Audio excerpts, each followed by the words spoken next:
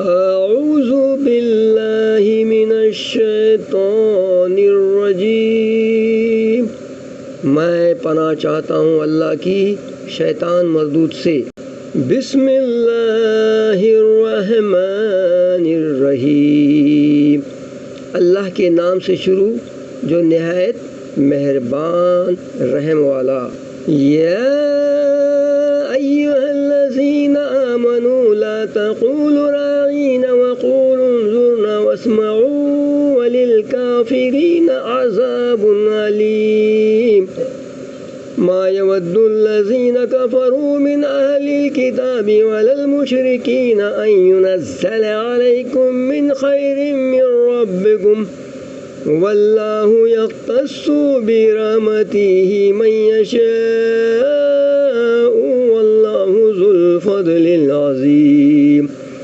ما ننسخ من آية أو ننسيها نأتي بخير منها أو مثلها ألم تعلم أن الله على كل شيء قدير۔ ألم تعلم أن الله له ملك السماوات والأرض وما لكم من دون الله من ولي ولا نصير۔ أم تريدون أن تسألوا رسولكم كما سئل موسى من قبل ومن يتبدل الكفر بالإيمان فقد ضل سواء السبيل۔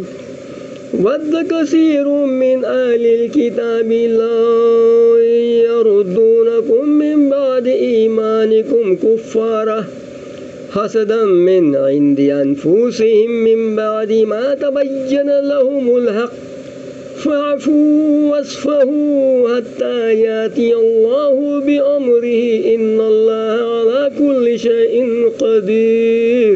وأقيموا الصلاة وآتوا الزكاة وما تقدموا لأنفسكم من خير تجدوه عند الله إن الله بما تعملون بصير۔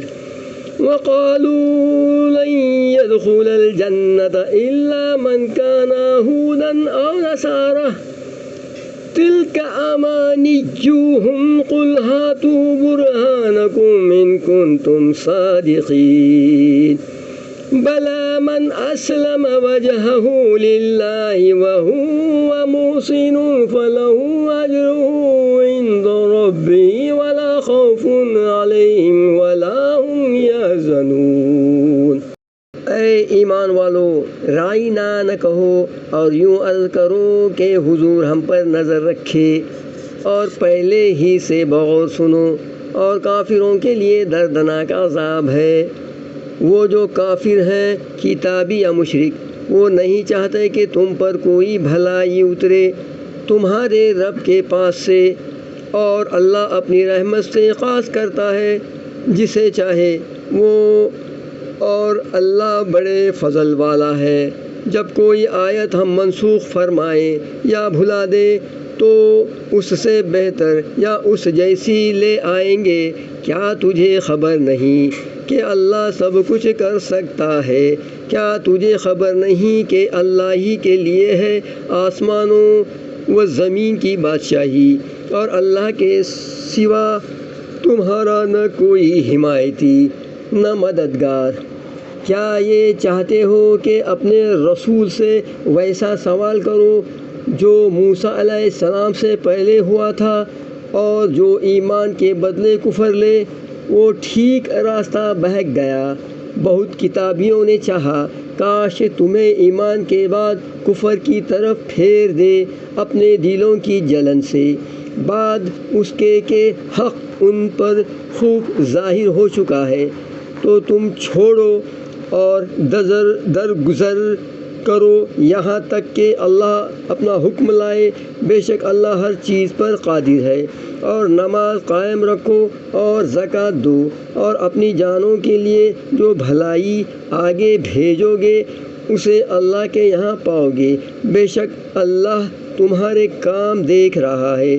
اور اہل کتاب بولے ہرگز جنت میں نہ جائے گا مگر وہ جو یہودی یا نصرانی، یہ ان کی خیال بندیاں ہیں، تم فرماؤ لاؤ اپنی دلیل اگر سچے ہو۔ ہاں کیوں نہیں، جس نے اپنا منہ جھکایا اللہ کے لیے اور وہ نیکوکار ہے تو اس کا نیک اس کے رب کے پاس ہے، اور انہیں نہ کچھ اندیشہ ہو اور نہ کچھ غم۔ صدق اللہ العظیم۔